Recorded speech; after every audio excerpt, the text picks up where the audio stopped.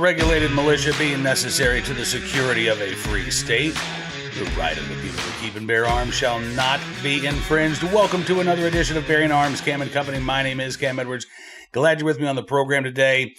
We are getting into the summer season. We've got a lot of events going on around the country. We were talking yesterday with Toby Leary from Cape Gunworks about the Gold 250 event, which is coming up in, just a matter of weeks here, June 13th in Boxborough, Massachusetts.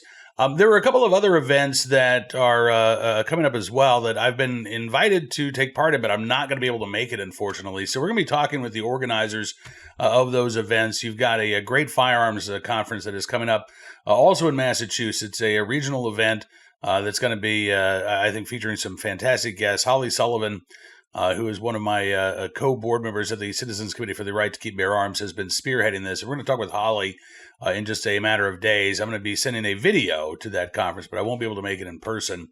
And another event that is coming up is June 20th. It's the Boot Camp for Patriots in, I apologize if I pronounce this incorrectly, Ronkonkoma, New York, which is, I believe, out on Long Island. And it's being put together by the Association of Mature American Citizens. Sounds like it's going to be a fantastic event. I wish that I could be there, but unfortunately, I'm not going to be able to make it. But they've got, last year, I think they had over 500 people in attendance. This year, the White House Freedom Truck is going to be on site for the weekend. So great way to celebrate, again, this nation's 250th birthday. And we're going to talk for a couple minutes with Dave Weber, the owner and president of AMAC, about this Boot Camp for Patriots, what folks can expect, including the Second Amendment component of the weekend. We're also on today's program going to be talking about this article from The Trace. I laughed. I laughed out loud when I read this. A top analyst explains why America's second great crime decline could already be here, and why this trend is so difficult to explain. Now, they're talking with a guy named Jeff Asher, who I actually respect quite a bit, and I have cited Jeff Asher's real-time crime dashboard at Bearing Arms on a number of occasions. What made me laugh about this is that the Trace can't figure out why crime is plummeting at a time of increased availability of firearms, because they are so insistent that more guns must equal more crime, and yet this is being disproven on a daily basis. So we're going to get into that as well in just a couple of minutes, but right now, let's kick off our conversation with Dave Weber from AMAC. Take a look and a listen. Dave, thanks so much for coming on the program. It's good to see you this morning. Pleasure to have for me to be here. Thank you so much for the invitation. I'm grateful. Yeah, absolutely. And I want to talk about the Boot Camp for Patriots. I'm grateful for the invitation to come speak, and I'm sorry that I'm not going to be able to attend. But for folks who don't know, what is AMAC? So that's a great question. AMAC, I always look at AMAC as a home for conservative, freedom-loving Americans. And really there's, at our core, we are a member-focused, member-driven organization. When you join AMAC, you're supporting an organization that truly loves the United States of America. Well, I believe this is the greatest country that has ever existed. And so, you're supporting an organization that fundamentally believes in the values of freedom, faith, and individual liberty. There really are three parts to AMAC. First is the membership component. And when you join AMAC, you gain access to a host of member benefits, from discounts on travel and hotels, car rentals, insurance products, roadside assistance plans. We have a team of dedicated Medicare advisors that can help with all things Medicare. So those are some of the benefits you get. You also get, I brought a couple of copies of our AMAC magazine. You also get the AMAC magazine delivered to your mailbox every other month. And our members really love the magazine. It's full of hard-hitting information from our Newsline team. We also publish content daily on our website, and our Newsline team of writers is growing every day. So we're excited about that. We have the... Well, I was going to say, before we get any further, we should probably mention what AMAC stands for, right? Yes. It's the Association of Mature American Citizens. So this is sort of the... would you describe it as like a conservative counter to AARP? Yeah, that's a great question. So our members affectionately refer to us as the conservatives' alternative to AARP. Okay. Long ago, my father was AMAC's founder, and he was a longtime AARP member. And over time, he grew increasingly frustrated at their stance on issues.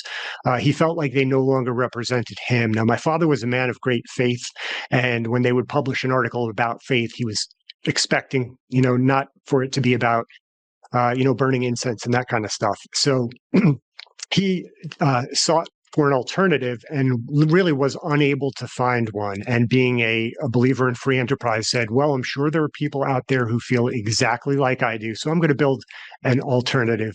And that's what we did in 2007.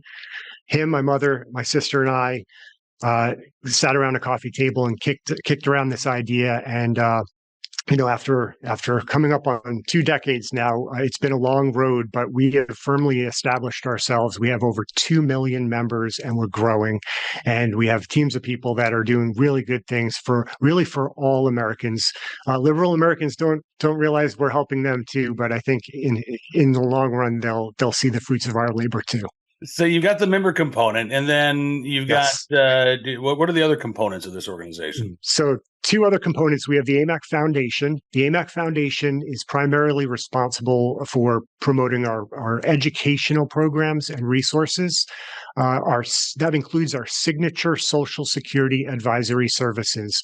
We have a team of nationally accredited Social Security advisors who are able to help and counsel people through the complex Social Security questions that they face. For example, when should they collect? What happens with their spousal benefits if their spouse should pass away?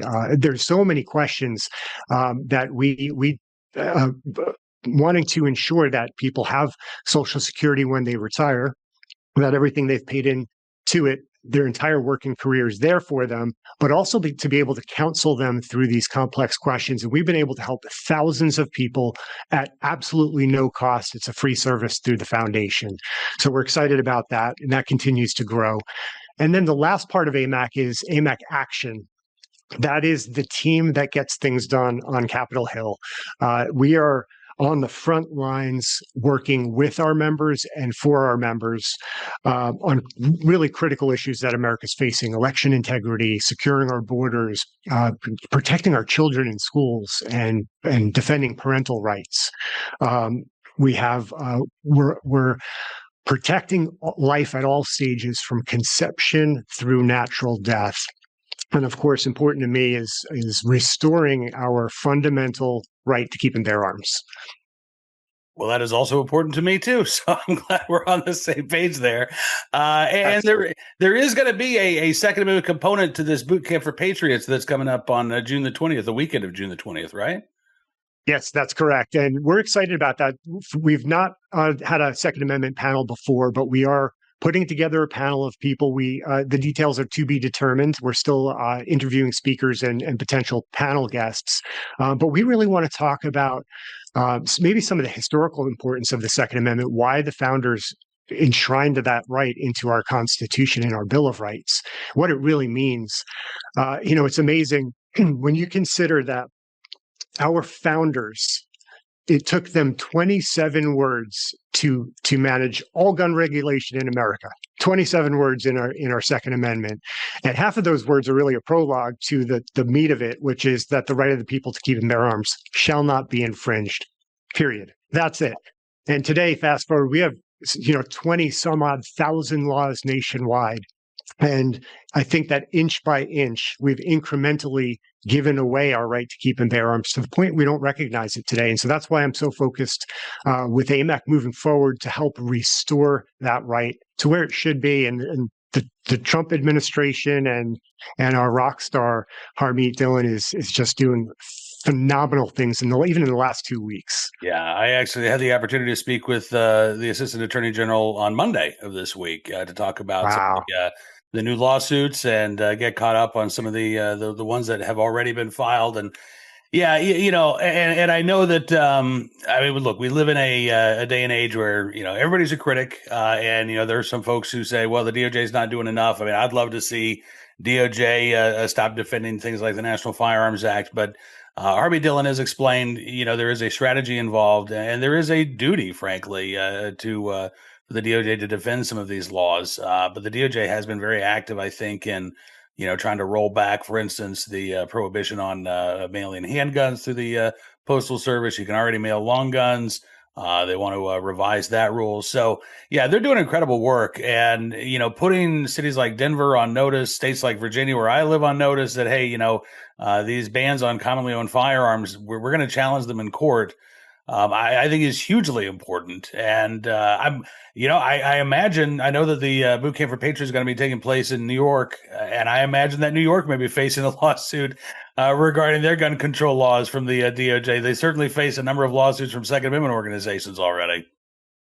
I certainly hope so. I got to tell you, living in New York, it feels like we're behind enemy lines with regards to the Second Amendment.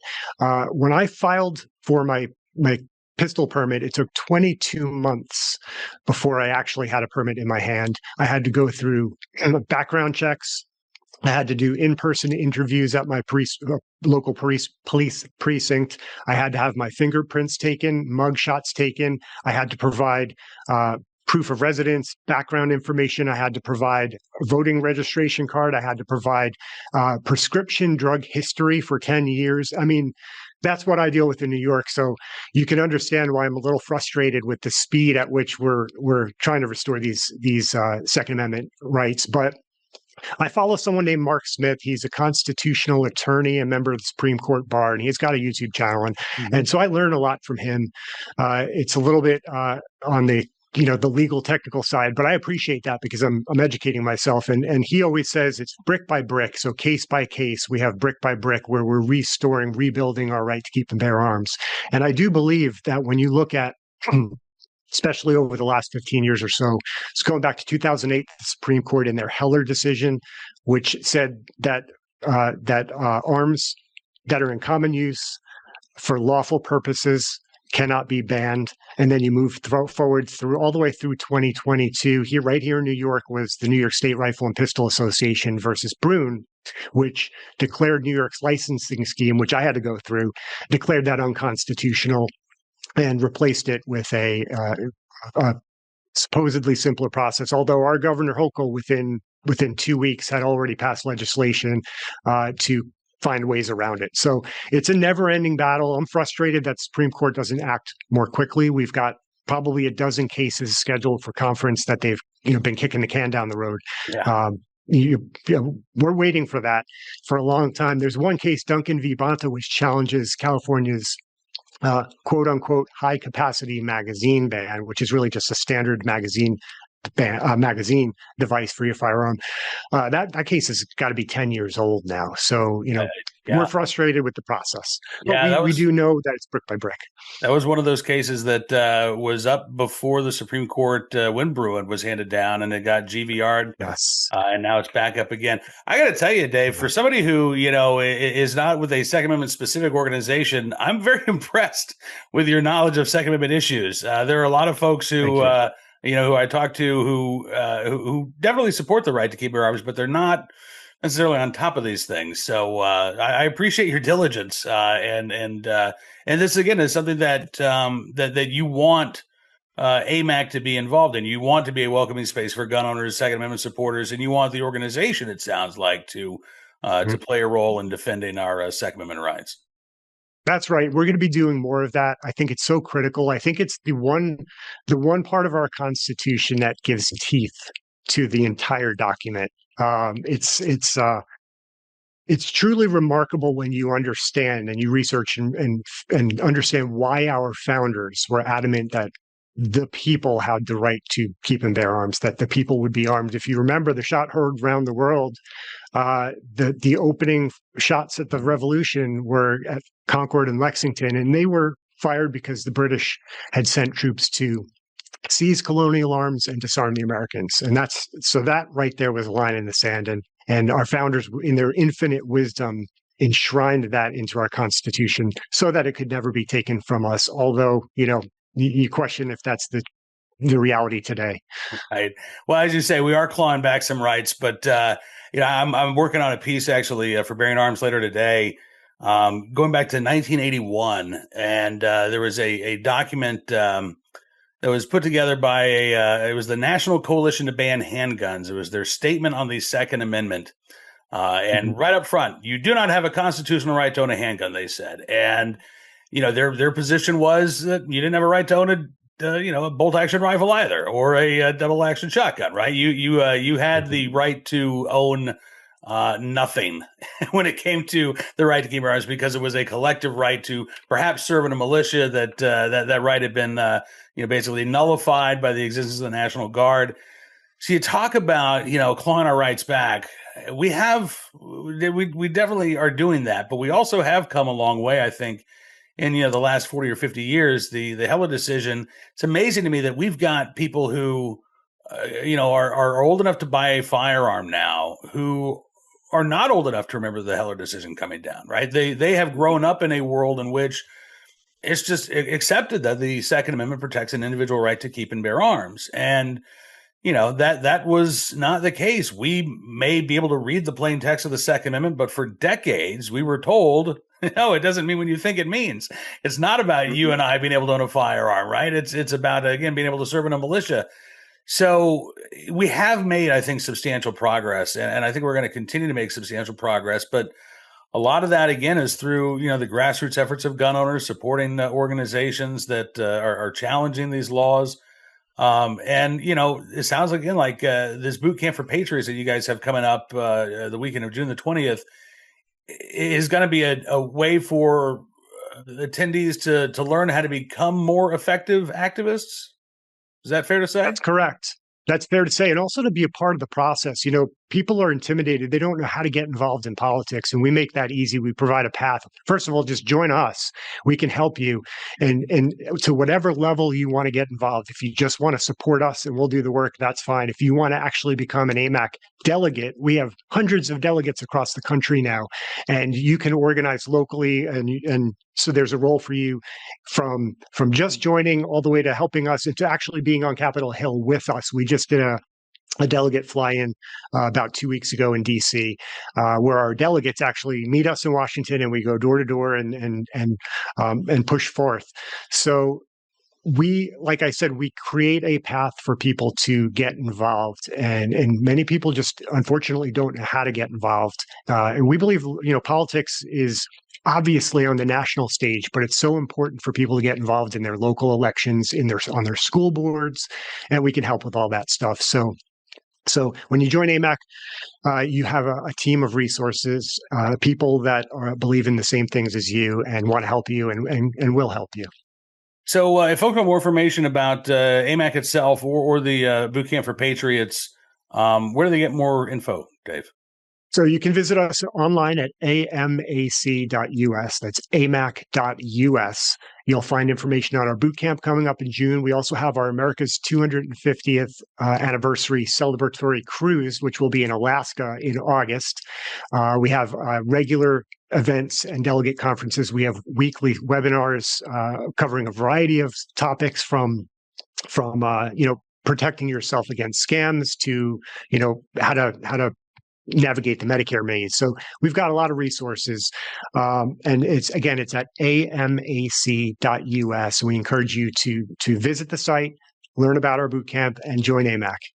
Well, Dave, again, I appreciate your time. I am sorry that I'm not going to be able to be in attendance at the Boot Camp for Patriots this year, but hopefully next year I'll get another invite and I'll be able to make it. You guys will have another Second Amendment panel, and I'm looking forward to hearing more about who you do get to speak about the right to keep your arms, and would love to have you back maybe for an after action report when the boot camp wraps up.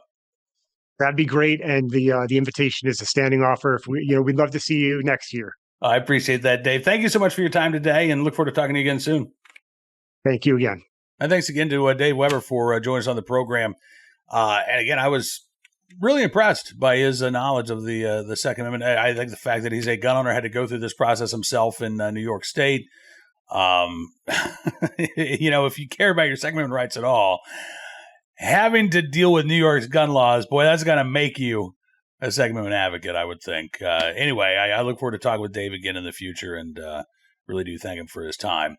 Now, before we get to today's Armed Citizen story, our good deed of the day, and our recidivist report, as I mentioned, I want to talk about this a piece of the trace real quick. Tom Knighton, my colleague at Bearing Arms, has written a post about this. But like I said, I generally like Jeff Asher, the criminologist that the Trace's Chip Brownlee spoke to about the second great crime decline and why it could already be here.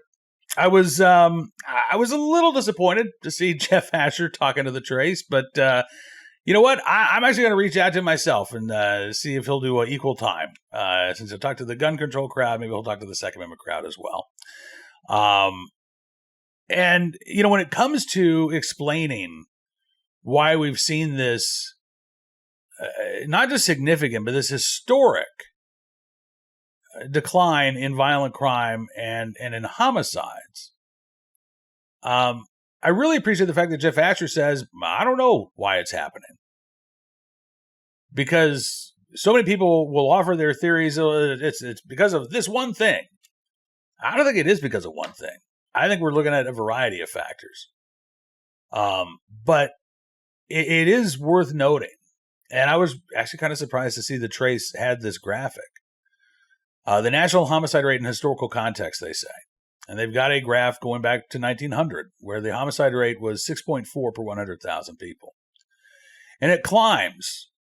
There are a couple of years where it dips a little bit, but generally speaking, it climbs from about 1900 to about 1933, when the homicide rate was 9.7 per 100,000 people.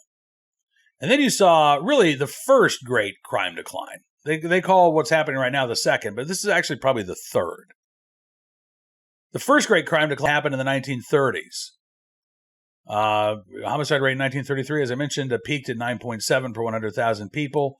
It continued falling until basically the end of World War II. In 1944, the homicide rate was 4.9 per 100,000 people. 1945 ticks up to 5.6, 1946 ticks up to 6.3, but then it drops down again until 1963. Homicide rate was 4.6 per 100,000 people. And then it starts going up, 4.9 in 64, 5.1 in 65. We have the Gun Control Act of 1968, right? Homicide rate 6.9 per 100,000 people when the Gun Control Act is passed. Does nothing to reduce violent crime. Instead, by 1974, homicides at 9.8 per 100,000, higher than they were at that point, the highest rate in the 20th century. Had a little bit of a tick down in the mid-70s, but by 1980, homicides 10.2 per 100,000 people. Again, a new high, right?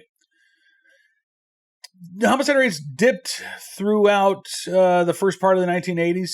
Climbed back up again in the early 1990s. We once again reached a homicide rate of 9.8. 1993, it's 9.5. And then it really starts to go down. And it drops down to 2014. Homicide rate was 4.4 per 100,000 people. That was the lowest recorded at the time in the, in more than 100 years, right? There's a little bit of a tick up. 2015. Then you get to COVID, you get the, closing of the jails, the closing of the court system, the civil unrest and the riots that we saw, and homicides jump up from 5.1 per 100,000 people in 2019 to 6.7 in 2020. And basically stay there, 6.5 in 2021, 6.6 in 2022, and then it really starts to drop again. Even in 2023, it was 5.9 per 100,000 people, so not a significant drop. 2004, it drops down to 5 per 100,000 people. 2005, it's estimated that the homicide rate was 4 per 100,000 people. Again, the lowest in 125 years, at least. And this happens, again, just a few years after we saw the great gun run of 2020 and 2021. This happens at a time in which we still have more than a million gun sales per month. And not all of those are new firearms. But still a significant number of firearms entering the hands of American citizens, right? And so, again, for the trace and for gun control advocates, this should be an impossibility.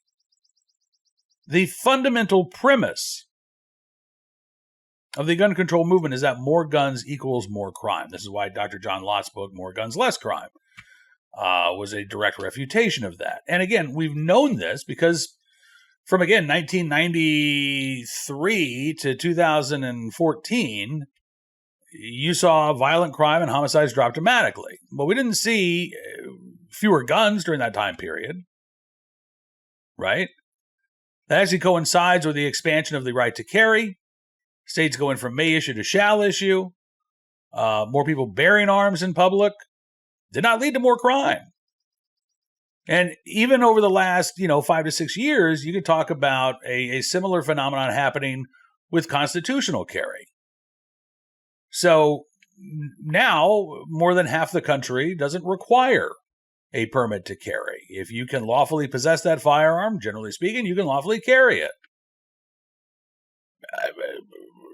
This should make crime explode if you're a believer in gun control. And yet, again, what we are seeing here is the biggest drop in our homicide rate in recorded U.S. history. And a homicide rate that is about half, actually less than half, of what it was at its peak in the 1930s, again in the early 1970s, and again in the early 1990s. At a time in which we have, 400,000 plus firearms, about 100 million gun owners. So Chip Brownlee of The Trace asked Jeff Asher, why did this happen and why is it still happening? And Asher says, I don't know, and stop asking me. I think it was a bit of a joke. He said, it's such a difficult question. It's the question of our time. He said, one of the frustrating things about following the what so closely is that there isn't more attention being paid to the why. He says the only explanations that are ever offered feel like they're for political purposes rather than treating this as a national research-based emergency to figure out exactly why this is happening so we can continue it. He said, instead, from a leadership perspective, I think political leaders on both sides of the aisle tend to say it's because of X rather than saying we don't really know and it behooves us to understand it better. But he notes again that this is happening at a time, he says, the impact of federal spending might play a role. He says the expansion of programs and interventions, including things like ceasefire and violence interrupters. He says there are 5 main points you have to account for. One, this is happening everywhere, so it's probably not local factors. It's not happening everywhere. But it is happening, I think, in a majority of American cities. 2, he says it happened at a time of decreased police presence. We have fewer officers everywhere. That much is true. 3, he says it happened at a time when we haven't solved the root causes of crime. It's not like we fixed poverty and education. These are still obviously major issues. And he's right. 4th, he says the country is still awash in guns. Gun sales are still at elevated levels, even though they've come down a little bit. And he says, 5, there haven't been any major breakthroughs in policing efficiency. He says clearance rates plunged in 2020, so now they're rising again. That probably has more to do with the fact that murder is falling than anything else. And he says, so you've got to account for all of those factors. And he says there's not a lot that answers that. He says, I think the idea that John Roman has talked about makes a lot of sense. He says we threw a lot of money at a lot of things. Some of it undoubtedly worked. We don't necessarily know which things worked, but every city tried different things, and every city generally had success because they were able to try things. But we don't know which of those things were the most important and impactful or what we should do the next time. Now, I will note that Jeff Asher just said a few paragraphs earlier, it's probably not local factors. And then he suggests that, well, it's probably local factors. So, as much as I like Jeff Asher, as much as I appreciate the work that he does, there's an inconsistency there. But I would also note, and I think Costas Morris from the Second Amendment Foundation pointed this out on X yesterday, at some point you do have to start asking, do these pro-gun policies have a deterrent effect? Right? When I write about, for instance, when I was writing about the decline in homicides in Baltimore, which happened to coincide with the Bruen decision and the end of Maryland's May issue carrying regime. I would write, I'm not saying that crime is falling because Maryland went from may issue to shall issue, but I am saying that crime is falling while there are more people legally carrying firearms. Costas suggested, well, maybe we do have to say that one of the reasons why crime is falling is because more people are carrying. And I think that there is something to that. Jeff Asher acknowledged that, yes, crime is dropping at a time in which there is a country still awash in guns, right? Gun sales still at elevated levels. And certainly gun ownership is higher than it was. And again, Jeff Asher doesn't even talk about the progress that's been made in terms of the right to carry, the demise of may issue carry laws, the rise of constitutional carry in more than half the country. So I agree. There isn't one single answer. I think programs like Ceasefire have been effective because we know again that violent crime, a very small portion of a city's community, maybe 1% of a city's population, responsible for as much as 63% of violent crime, according to one study. So when you have these targeted deterrence programs, right, the programs that look at that 1% and say, okay, we're gonna get tough on these people. We're not going to offer them plea bargains, but also we're going to offer them an opportunity to turn their life around. When you look at targeted deterrence programs that focus on the geographic areas, these small portions of cities that have these very high crime rates, and it could be a particular corner, and we're going to flood that area with law enforcement officers. I think those things do have an impact, and they do make a difference. But I also believe that the number of Americans who are exercising their right to keep and bear arms, particularly their right to bear arms, is having an impact as well. Because when you look at what's happened in cities that are in states where constitutional carry is in place, Miami, Florida, for instance, had the fewest number of homicides. This was 2024. They had the fewest number of homicides since 1947. That's the first full year in which constitutional carry was in effect in Florida. And the numbers went down even further last year. So arguably you've got more people carrying, right? Certainly easier for people to carry because they don't need to get the carry license in Florida anymore. Again, if you're a gun control activist, your assumption would be, okay, well, crime's going to soar. Because now you've got all these people that are walking around toting guns. They get angry with each other. They whip out their gun. They start shooting. And instead, we've seen the opposite of that. I suspect that there are more people carrying firearms in Miami than there were 5 years ago. So why are there fewer homicides? Again, probably a variety of reasons. But I think one of those reasons is that criminals are a little more concerned that they may encounter an armed citizen rather than an unarmed victim if they decide to carjack somebody, if they decide to commit a random home invasion. And I think they maybe are a little bit more precautious a little more cautious, I should say, about their activities and certainly their targets than they would have been just a few years ago. Anyway, I don't want to spend too much time on this, but I did find it fascinating that the Trace is acknowledging that this is happening because it really is. It's an existential crisis for the gun control lobby. At a time in which they predicted violent crime would soar, homicides and violent crime are at record lows. And that's bad news for the gun control lobby. It just is. It's good news for the rest of us, though. All right, on to today's Armed Citizen story, our good deed of the day, and our recidivist report. We will start there with that shooting in Boston on Monday. Retired judge, this is from CBS in Boston. Retired judge defends 2021 sentence of an accused Memorial Drive gunman. Not a failure of the justice system. Want to bet? Judge Jack Lew, who was the chair of the Massachusetts Sentencing Commission, spoke to CBS News in Boston. And he said, the judge doesn't have a crystal ball. The judge doesn't have extrasensory perception. The judge doesn't have ESP. The judge has to do what's fair for everybody. No, the judge doesn't. The judge has to ensure that justice is done. And arguably, by taking what the prosecutor had recommended, 10 to 12 years in prison, cutting it in half, 5 to 6 years in prison, the judge did not do what was fair for everybody. As the prosecutor at the time actually pointed out, this guy, Tyler Brown, was not only sentenced to 5 to 6 years for 8 different charges, including armed assault with intent to murder and attempted assault and battery by means of discharging a firearm. He was sentenced at the same time for another violent offense that he was allowed to serve concurrently with the 5 to 6 year sentence he got for shooting at passerby and shooting at police officers. Brown was also ordered to undergo 5 years of probation. Now, he didn't do the 5 to 6 years in prison. He did about 3.5 years before he was released May 21st last year.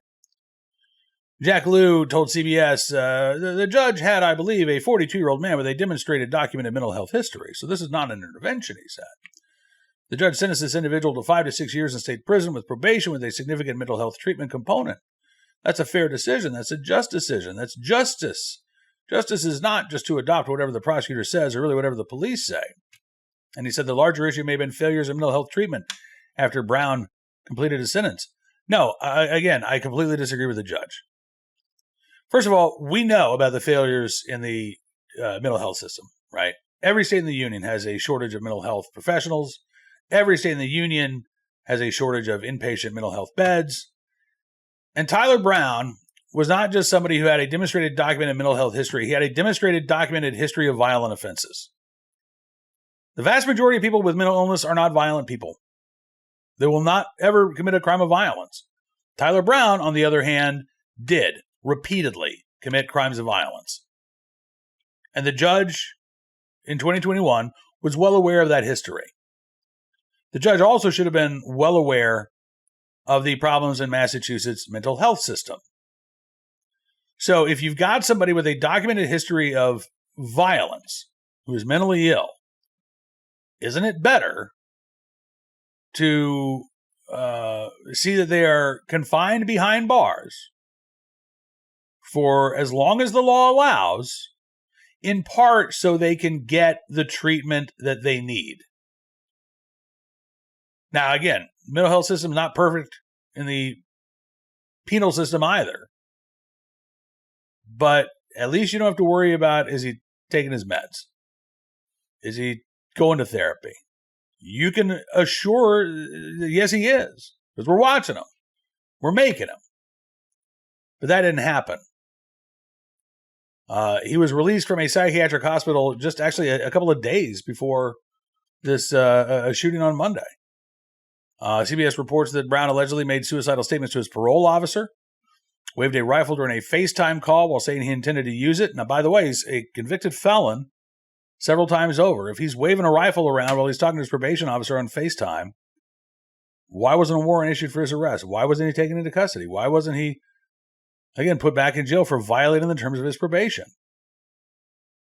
Jack Lew, the former judge, says after the defendant served his sentence, there are likely mental health failures by the system, maybe for a lack of funding, but those aren't the responsibility of the sentencing judge. Again, BS. If the judge is aware of the problems within the mental health system, then yes, the judge needs to take that into consideration. Because again, you're dealing with somebody who may be mentally ill, but also has a history of violence. So, I give all the credit in the world to Toby Leary from Cape Gunworks. We were talking with Toby yesterday, and he said there are going to be people trying to defend this, what happened here. And sure enough, there are. So were there failures of the mental health system? Sure.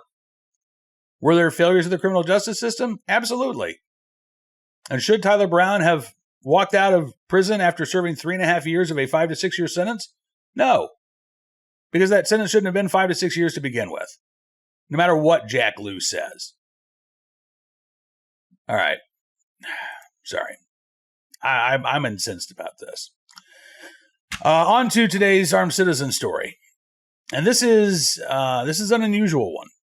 I realize, by the way, today's show is a little bit longer than normal, but we've got some interesting stuff to talk about here. This is from Florida. Florida Times Union Report. Case cleared in road rage shooting of Joe Starkey by DoorDash driver.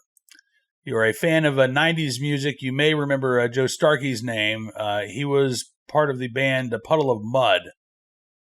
And he was shot and killed last December in a road rage incident.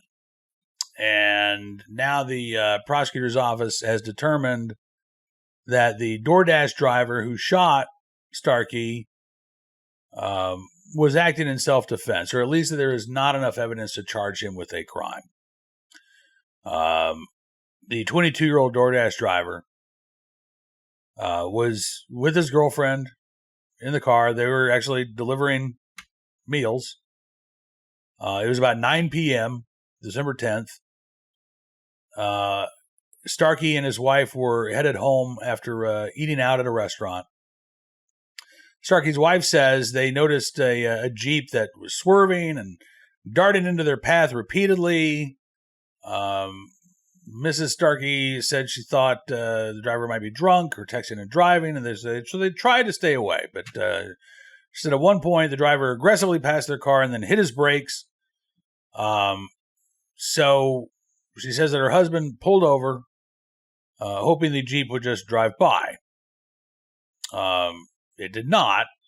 So she said her husband got out of his car and went to go speak with the driver of that Jeep.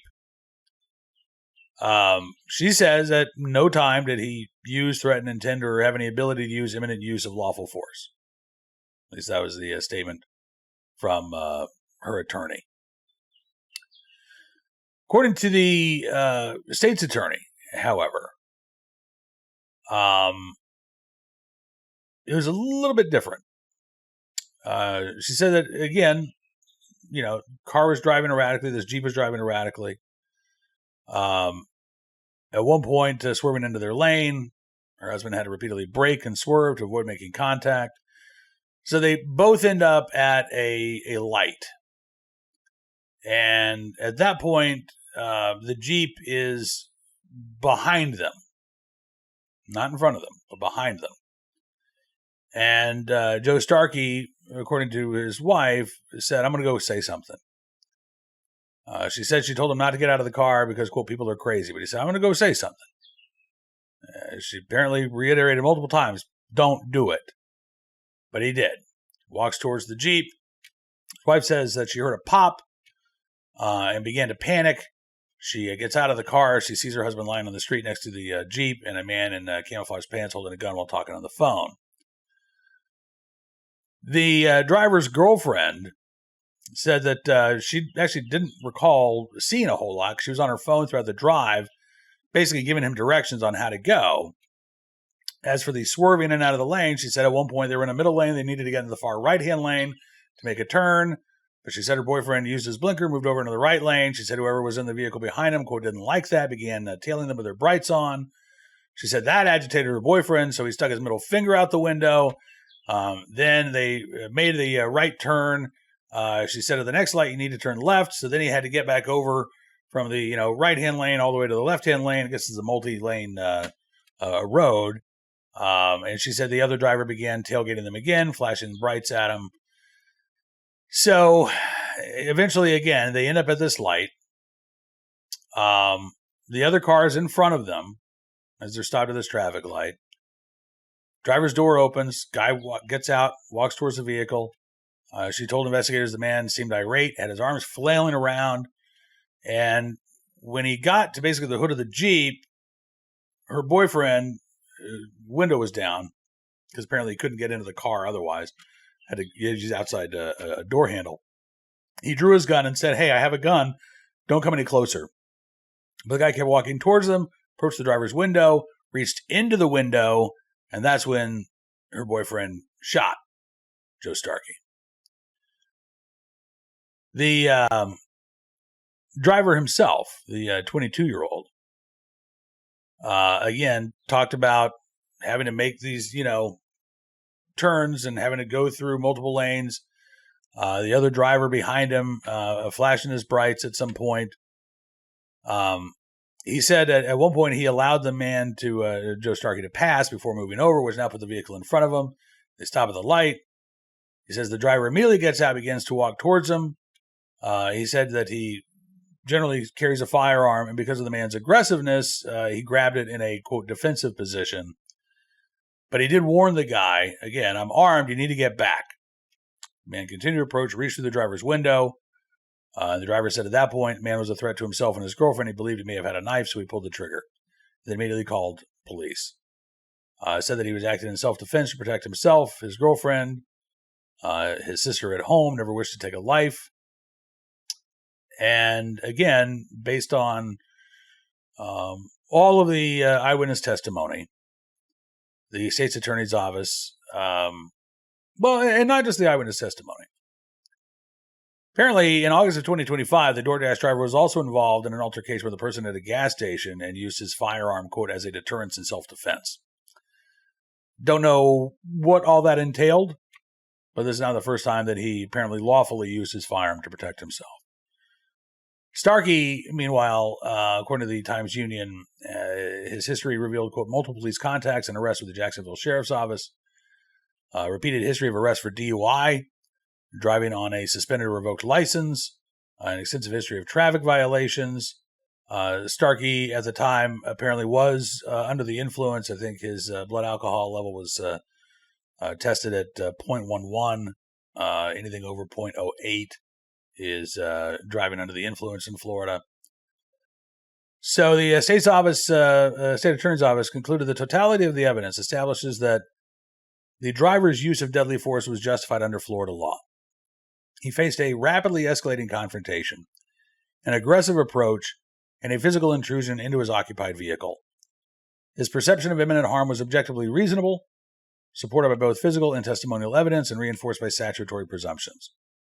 His actions were also justified by the need to prevent the imminent commission of a forcible felony. Accordingly, the use of deadly force was lawful, and no criminal charges are warranted. The attorney for the Starkey family disagrees and says that they'll be filing a wrongful death suit. It is a sad and tragic situation all around. But again, based on the investigation by the state's attorney's office, it sounds to me like one thing's pretty clear. If Joe Starkey had stayed in his car, he would not have been shot. By getting out of his vehicle, by going to confront the driver in the vehicle behind him, while arguably irate and angry, that was a mistake.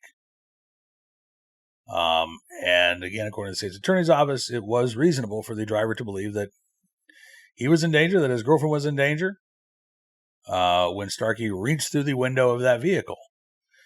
That was another mistake. And I've said this time and again when we see these defensive gun uses involving, that are the result of a road rage incident. I don't care how much somebody annoys you when you're behind the wheel of your car, because 15 seconds after they speed away or you make a turn and they're no longer your issue, you're going to forget about it. You're going to forget about it. To me, there is no circumstance where somebody who's, driving too close to you, acting like an idiot, they're tailgating you, maybe they're brake checking you. There's no circumstance where that needs to escalate to a physical confrontation. And again, that's if you're the victim, right?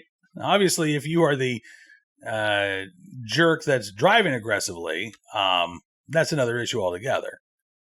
But if you are being subjected to this kind of aggressive driving, best thing to do, again, drop back, let them go on their way, turn up your radio, find a favorite song to listen to, sing along, and again, 30 seconds later, that idiot's out of your mind. If Joe Starkey had done that, I mean, assuming that he wasn't, pulled over for DUI, would have made it home safe that night. But decisions were made, and they were bad ones. All right, on to today's good deed of the day. Some good decisions being made.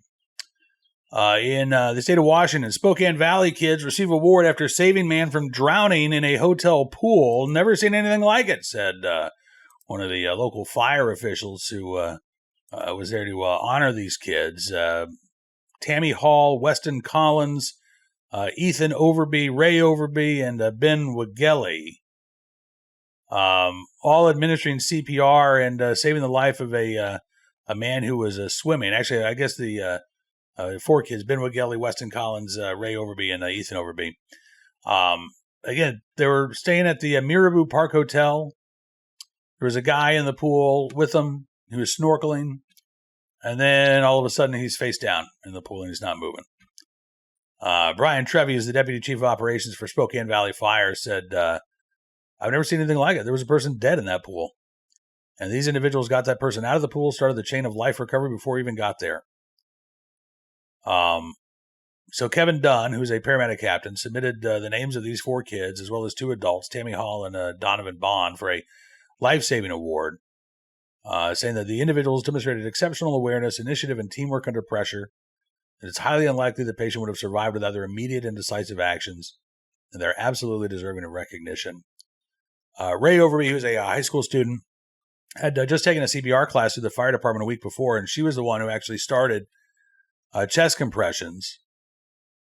Ben Riddle was part of the team that responded after a 911 call was made. He was aware that CPR had already started, but he was surprised at the progress that had been made before he got there. He said, by the time I got there, the patient was sitting up and was talking to paramedics. He said, we quickly found out the story that these fine young men and women and staff personnel had all helped save this gentleman's life.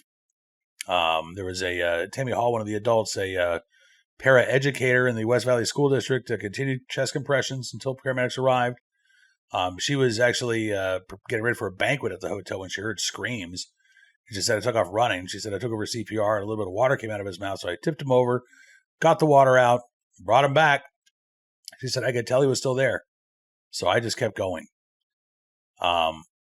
Later that day, she said she saw the man again. She said, he started crying. I started crying. His wife was crying. Again, a really incredible story. And to make things, I think, even more poignant. So this incident happened in April. Tammy Hall lost her husband in January, and she had performed CPR on him when she found his body, but he was already deceased. And Hall said that she thinks this may have been God's way of telling her to forgive herself for not being able to save her husband. I don't know if that's the case. I do know the Lord works in mysterious ways. And I hope that Tammy Hall has forgiven herself and is not wrestling with that anymore. But again, in the right place, at the right time, willing and able to do the right thing.